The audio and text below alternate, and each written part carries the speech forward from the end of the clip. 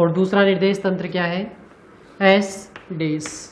और जो प्रथम निर्देश तंत्र है उसके सापेक्ष हमें कण की स्थिति का मान पता है, मान लीजिए क्या है, बिंदु P, और S में पता है, S डेस में ज्ञात करना है। तो इसके लिए अपन क्या काम में लेते हैं, रूपांतरण समीकरण। इसमें एक चीज और कह दी थी अपन ने कि S डेस अगर नियत वेग v से गतिशील हो, S डेस निर्देश तंत्र है, वो S के सापेक्ष नियत वेग v से गतिशील होता है, तो उस कंडीशन में जो रूपांतरण समीकरण होते हैं वो क्या कहलाते हैं, आपके गैलीलियन रूपांतरण समीकरण। ठीक है। और दोनों निर्देश तंत्र कैसे होने चाहिए, जड़त्वीय निर्देश तंत्र। तो इसमें क्या क्या अपन ने पढ़ लिया था, स्थिति का रूपांतरण पढ़ लिया था, आर डेस बराबर आर माइनस वी टी, वेग का रूपांतरण, त्वरण का रूपांतरण, बल का रूपांतरण। रिवाइज करवा दूं आपको, आर डैश बराबर r minus v into t, capital v था, वी क्या है, कांस्टेंट वेलोसिटी, वी डैश बराबर वी माइनस कैपिटल वी है, और ए डैश बराबर ए, एफ डैश बराबर एफ। ये हमने पढ़ रखा है। आज की क्लास में हम ये दोनों काम में लेंगे, ये भी काम में ले सकते हैं। इन तीनों को काम में लेना है, एप्लीकेशन पढ़ेंगे आज की क्लास में। तो वी डैश बराबर वी माइनस वी, या मैं इसका पक्षांतरण करूं, मान लीजिए इसको मैं वी डैश न कहकर यू डैश कह दूं तो आसान होगा अपने लिए, वी की दिक्कत नहीं रहेगी। तो u क्या है, u किस में वेग है, u है आपका s निर्देश तंत्र में बिंदु P का वेग, u डैश क्या है, s डैश निर्देश तंत्र में बिंदु P का वेग। ठीक है। और u डैश और u दोनों आ गए, और v क्या है, तो दोनों के मध्य अपेक्षिक जो वेग है वो, तो v u डैश हो गया, a डैश और f डैश, तीनों मान आ गए अपने पास। अब ये तीनों मान हम काम में लेंगे, और तीन सिद्धांत हैं उसको अपने को प्रूव करना है। कौन कौन से सिद्धांत, ऊर्जा संरक्षण का सिद्धांत, संवेग संरक्षण का सिद्धांत, और न्यूटन के तीन नियम। ये आज की क्लास में अपने को काम करना है। ठीक है। गैलीलियन रूपांतरण के अनुप्रयोग कह सकते हैं अपन।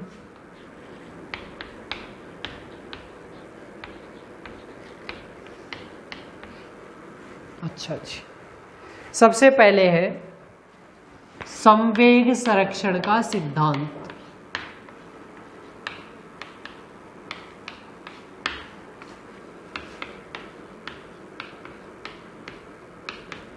क्या होता है संवेग, संवेग संरक्षण का सिद्धांत, किसी भी जड़त्वीय निर्देश तंत्र में दो कण हैं, टक्कर होती है, टक्कर से पूर्व कणों का संवेग है वो टक्कर के बाद कणों के संवेग के बराबर होना चाहिए। ठीक है।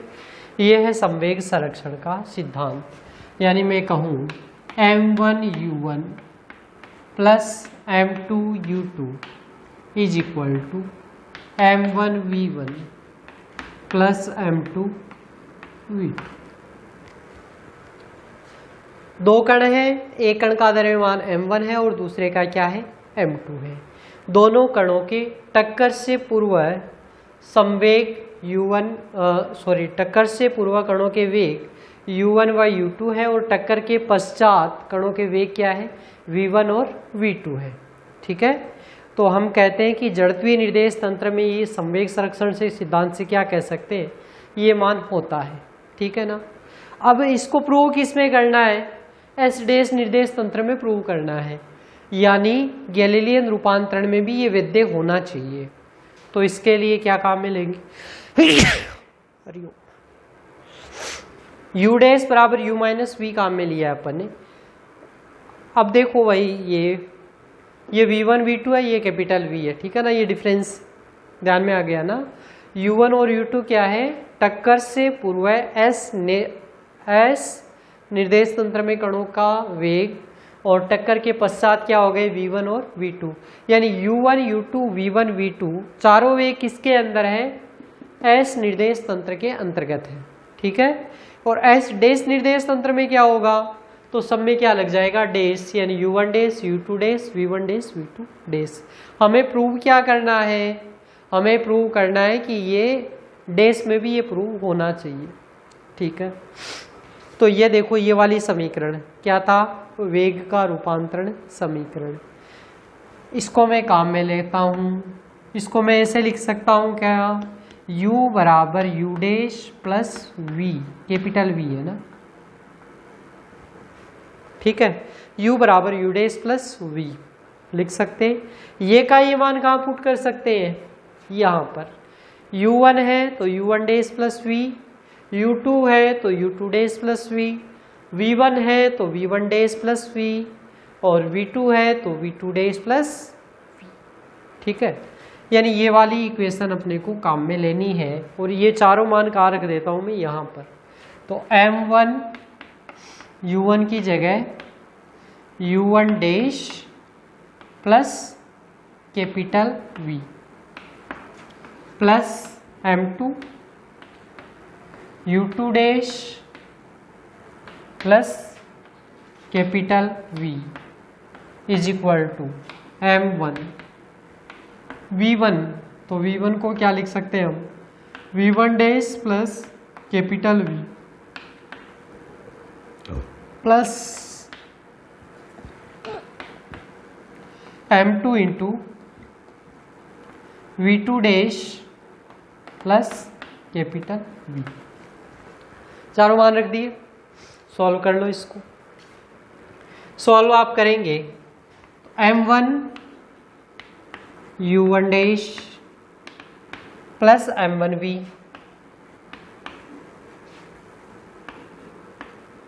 Plus m2 u2 dash plus m2v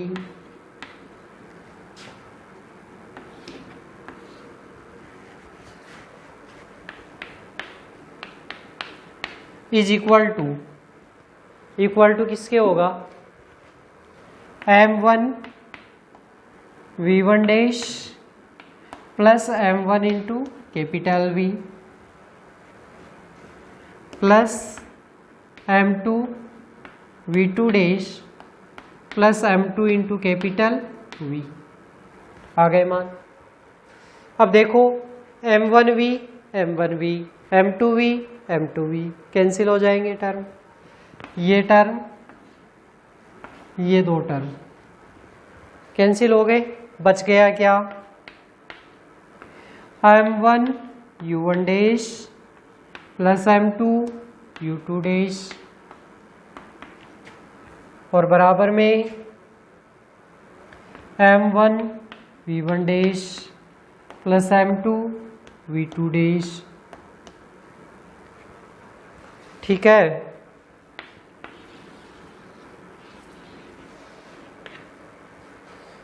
तुलना कर लो, m1 u1 plus m2 u2 बराबर m1 v1 plus m2 v2, m1 u1 dash plus m2 u2 dash बराबर m1 v1 dash plus m2 v2 dash. इसका मतलब हमने क्या प्रूव कर दिया कि एस निर्देश तंत्र में संवेग संरक्षण का सिद्धांत सिद्ध वैलिड है, तो एस डैश में भी क्या हो जाएगा, वो वैलिड हो जाएगा। ठीक है, तो एस में था तो एस डैश में भी क्या हो गया, वैलिड हो गया। ठीक है, इस प्रकार से हम ये बात कह सकते हैं, और इसको हम क्या कहते हैं, प्रूव, या इसको थ्योरेटिकल रूप से क्या कह सकते हैं। इस प्रकार ये सिद्ध होता है कि टक्कर के जो गैलीलियन रूपांतरण समीकरण है, इसमें कणों का संवेग परिवर्तित होता है। पहले संवेग था m1 u1, अब क्या आ गया m1 u1 डैश, यानी संवेग तो परिवर्तित हो गया m2 u2 डैश, या पहले क्या था m2 u2, लेकिन संवेग संरक्षण का जो सिद्धांत है वो कैसा रहता है, अपरिवर्तित रहता है। ठीक है, तो ये हमने पहला प्रूव है ये कर लिया, और इसको हम क्या कहते हैं, संवेग संरक्षण का सिद्धांत। ठीक है, इसी प्रकार से दूसरा जो है वो किसका हो जाएगा, ऊर्जा संरक्षण का सिद्धांत। तो जैसे संवेग संरक्षण का सिद्धांत अपरिवर्तित रहता है, वैसे ऊर्जा संरक्षण का सिद्धांत भी कैसा रहेगा, अपरिवर्तित रहेगा। उसमें क्या प्रूव करोगे आप, 1/2 m1 u1 square plus 1/2 m2u2 square is equal to 1/2 m1v1 square plus 1/2 m2 v2 square. ठीक है, अब यही मान u1 u2 v1 v2 चारों के मान इस समीकरण के अकॉर्डिंग रख देंगे। जो ये मान रखें ये सेम मान यहाँ रखेंगे, तो आपके पास वहाँ मान क्या आ जाएगा 1/2 m1 u1 dash square plus 1/2 m2 u2 dash square बराबर 1/2 m1 v1 dash square plus 1/2 m2 v2 dash square. ठीक है, तो इस प्रकार से हम क्या कह सकते हैं कि इस प्रकार हम सिद्ध कर सकते हैं कि जड़त्वीय निर्देश तंत्र है या गैलीलियन रूपांतरण समीकरण है, इसमें ऊर्जा संरक्षण का सिद्धांत, कणों की ऊर्जा तो परिवर्तित होती है, यानी पहले 1/2 m1 u1 स्क्वायर था, अब क्या हो गया 1/2 m1 u1 डैश स्क्वायर, और u1 डैश का मान u1 से निश्चित रूप से अलग है, मान सेम नहीं है, लेकिन पहले की ऊर्जा और बाद की ऊर्जा समान है। और ये ऊर्जा पहले किस में समान है, S में भी समान है, और किस में समान है, S डैश में भी समान है। ठीक है, तो इस प्रकार से हम क्या कह सकते हैं कि जो गैलीलियन रूपांतरण समीकरण है इसमें कणों की ऊर्जा है, यानी व्यक्तिगत जो ऊर्जा है, प्रत्येक कण की ऊर्जा तो परिवर्तित होती है, लेकिन जो ऊर्जा संरक्षण का सिद्धांत है वो कैसा रहता है, आपका अपरिवर्तित रहता है। ठीक है, तो ये अपन ने इसमें दूसरा जो था वो पढ़ लिया, दो सिद्धांत अपने कंप्लीट हो गए। तीसरा न्यूटन के नियमों की निश्चरता। निश्चरता से क्या समझते हो भाई? न्यूटन के नियम पढ़े हुए होंगे आपके, काफी पहले ही आ जाते हैं, 6वीं 7वीं में।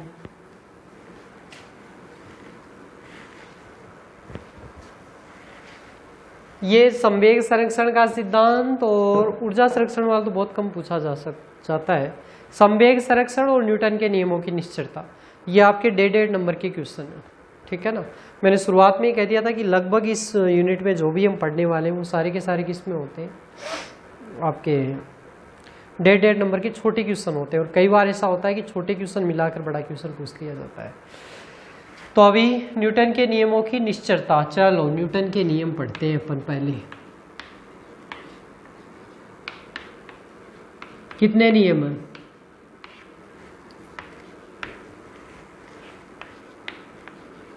3 ही है। पहला जो नियम है वो क्या कहलाता है? जड़त्व का नियम।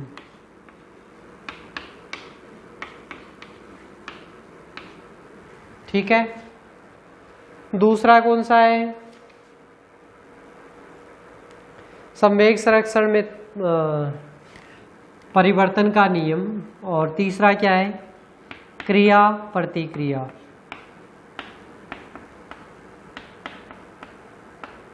यह है आपका संवेग में परिवर्तन की दर।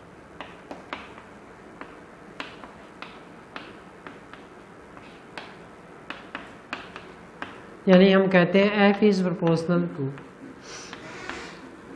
dp/dt, यानी जो बाह्य बल है F इज प्रोपोर्शनल टू क्या इक्वल टू ही होता है, प्रोपोर्शनल टू ये होता है F dp/dt। जड़त्व का नियम क्या कहता है कि यदि कोई कण विराम अवस्था में है तो वह विराम अवस्था में रहना चाहता है, कोई गतिशील है तो वो गतिशील रहना चाहता है, जब तक उस पर कोई बाह्य बल नहीं आरोपित किया जाए। ठीक है ना, यानी जब तक विराम अवस्था में तब तक विराम, और जब गतिशील है तो गतिशील में रहना पसंद करता है। सीधी सी बात है, आप जिस स्टेज में उसी में रहना पसंद करते हैं। कोई सोता हुआ व्यक्ति है वो सोचता है क्यों मुझे जगा रहा है, सबके साथ ऐसा ही होता है। तो जड़त्व का नियम वो फॉलो करते हैं। ठीक है, और दूसरा है संवेग में परिवर्तन की दर, यानी जितना आप बाह्य बल लगाएंगे कण के संवेग में परिवर्तन कितना होगा उसके अकॉर्डिंग होगा। ज़्यादा लगाएंगे तो ज़्यादा होगा, कम लगाएंगे तो कम परिवर्तन होगा। और तीसरा है क्रिया प्रतिक्रिया का नियम। किसी के एक चाटा लगाओ दूसरा लगा देगा, वापस लगाएगा ना। क्रिया प्रतिक्रिया का नियम, मजाक कर रहा हूँ। जैसे हम चलते हैं उस सामान्यतः उदाहरण काम में लेते हैं, क्रिया के विपरीत प्रतिक्रिया होती ही है, ये स्वाभाविक है, प्रकृति का सिद्धांत है, न्यूटन ने इसको खोज लिया तो न्यूटन ने अपना नाम दे दिया। तो ये 3 सिद्धांत है, ठीक है, जड़त्व का नियम, क्रिया प्रतिक्रिया का नियम, और एक ही आपका कौन सा, संवेग में परिवर्तन की दर। चलो अब इसको प्रूव करना है अपने को। तो प्रूव किससे करेंगे अपन? तो प्रूव अपन करेंगे, बताया था मैंने आपको, इससे प्रूव करते हैं इस बार। इन दोनों को काम में लेंगे। क्या है दोनों? त्वरण की निश्चरता का नियम, यानी एस निर्देश तंत्र और एस डैश निर्देश तंत्र, दोनों में कण का त्वरण कैसा रहेगा? समान रहेगा, क्योंकि कण जो एस डैश निर्देश तंत्र वो कैसा होता है? नियत वेग से गति करता है, उसका वेग परिवर्तनशील नहीं है, ठीक है। तो ए डैश बराबर ए, और फिर हमने कहा एफ डैश बराबर एफ, यानी कि एफ डैश बराबर एफ, मतलब सब इसमें इसको हमने क्या कहा था? बल की निश्चरता। निश्चरता का मतलब होता है नियत होता है। एफ डैश और एफ, एफ किस में लग रहा है? एस निर्देश तंत्र में। एफ डैश किस में लग रहा है? इस निर्देश तंत्र में। तो ये दोनों अब से अपन प्रूव करेंगे। सबसे पहला आता है ए डैश बराबर ए। एफ बराबर क्या होता है भाई? एम इंटू ए, यही होता है। अब यदि किसी कण पर बाह्य बल नहीं लगाया जाए, चलो लगाया ही नहीं, तो ये मान क्या हो गया? 0। और 0 अगर हो गया तो त्वरण में परिवर्तन होगा क्या? नहीं होगा। तो पहला नियम सिद्ध हो गया। जड़त्व का नियम था ना कि स्थिर है तो स्थिर रहता है जब तक बाह्य बल नहीं लगाया। तो हम भी तो यही कह रहे हैं कि बाह्य बल नहीं लगेगा तो कण कैसा होगा? ए क्या हो गया? 0। और अगर ए 0 है तो ए डैश भी क्या हो जाएगा? 0 हो जाएगा। या इसमें वेग में परिवर्तन की दर क्या हो जाएगी? नियत हो जाएगी। dv बाई dt क्या होती है? कांस्टेंट 0 होती है। तो वेग क्या हो गया भाई आपका? नियत हो गया। dv बाई dt, ए को क्या लिख सकते हैं हम? ए बराबर dv बाई dt, यही तो लिखते हैं ना।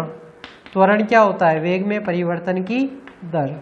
और ये 0 है तो वेग क्या हो गया? कांस्टेंट है, तो वेग नियत वेग से गति कर रहा है।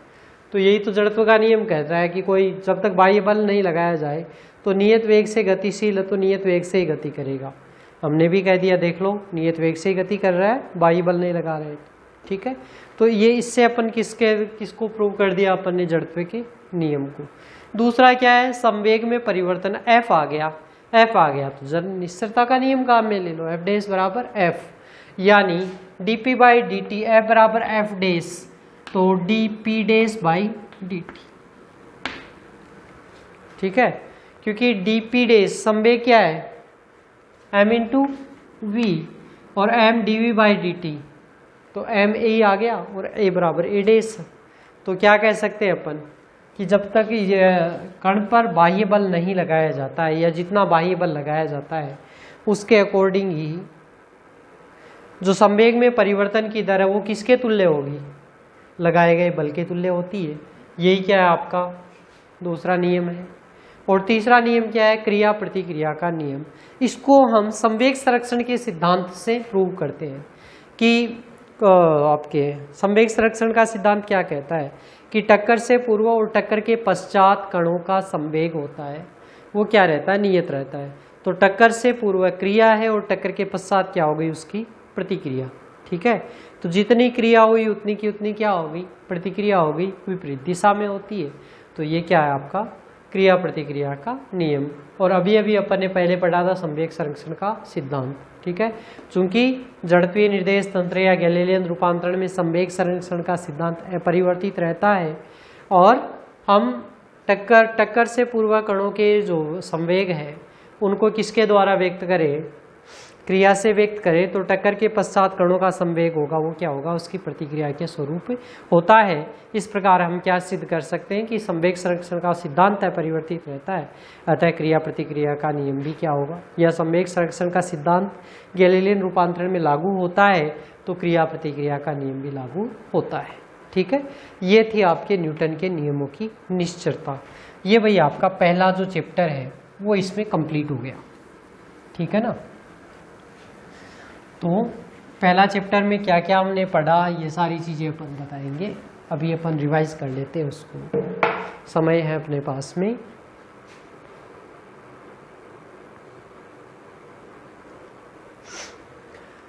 तो क्या अपन ने कहा, इसके बारे में क्या पढ़ रहे थे, क्या क्या हमने पढ़ा है। तो पहले चैप्टर में सबसे पहले हमने पढ़ा था निर्देश तंत्र। निर्देश तंत्र कितने प्रकार के, निर्देश तंत्र, और तंत्र कितने प्रकार के हैं, जड़त्वीय और अजड़त्वीय। दो निर्देश तंत्र हमने पढ़े थे। उसके बाद में जड़त्वीय और अजड़त्वीय। जड़त्वीय निर्देश तंत्र कण पर बाह्य बल कार्य नहीं कर रहा है और कण की गति त्वरण रहित दिखाई देती है, तो वो क्या कहलाता है, आपका जड़त्वीय निर्देश तंत्र।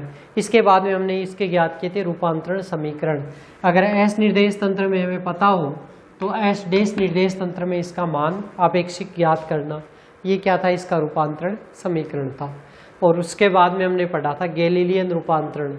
तो गैलीलियन रूपांतरण, जब एक जड़त्वीय निर्देश तंत्र के सापेक्ष दूसरा जड़त्वीय निर्देश तंत्र नियत वेग v से गति करता है, तो उस स्थिति में दोनों के मध्य जो रूपांतरण समीकरण है, ये क्या कहलाते हैं, आपके गैलीलियन रूपांतरण समीकरण।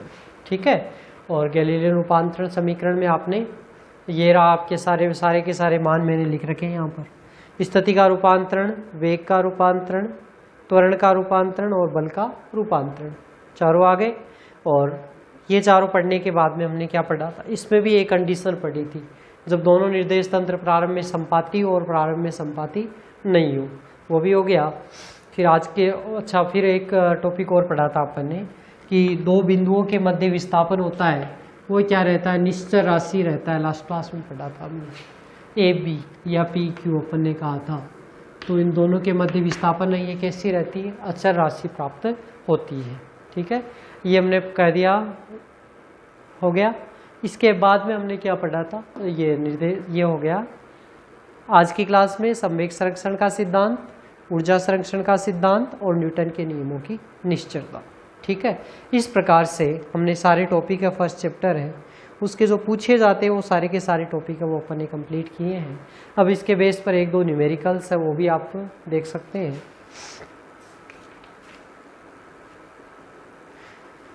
जैसे यही इक्वेशन है कि दो जेट है और दोनों जेट है वो गति कर रहे हैं, तो उनकी आपेक्षिक गति ज्ञात कीजिए। पहला जो जेट है वो कितने से गति कर रहा है, 2000 किलोमीटर। जेट विमान यानी जो फाइटर होते हैं, फाइटर प्लेन्स, उनकी बात चल रही, तो स्पीड उनकी बहुत हाई रहती है। तो पहला जो है वो 2000 किलोमीटर पर आवर से गति कर रहा है और दूसरा है वो 1000 किलोमीटर पर आवर से गति कर रहा है। ठीक है, दो जेट क्रमशः से 2000 और 1000 किलोमीटर पर आवर की चाल से एक दूसरे की ओर गति कर रहे हैं। तो द्वितीय जेट के सापेक्ष प्रथम जेट के वेग का मान ज्ञात कीजिए। तो देखो u डैश बराबर u माइनस वी, ये रहा। तो एक के सापेक्ष दूसरे का मान है वो अपने को चाहिए होता है। ठीक है, तो इसमें जो क्योंकि एक दूसरे की ओर गति कर रहे हैं, तो एक इधर गति कर रहा है, यानी मैं कहूँ कि ये मेरा निर्देश तंत्र है, एक इधर धनात्मक अक्ष की ओर गति कर रहा है तो दूसरा किधर गति करेगा, इसके विपरीत दिशा में ऋणात्मक अक्ष की ओर। तो बेसिकली क्या हो जाएगा, 2000 और ये माइनस का 1000, तो आपेक्षिक गति क्या हो जाएगी, 3000 किलोमीटर पर आवर। ठीक है ना, बस बेसिक सिद्धांत यही है, एक दूसरे की ओर गति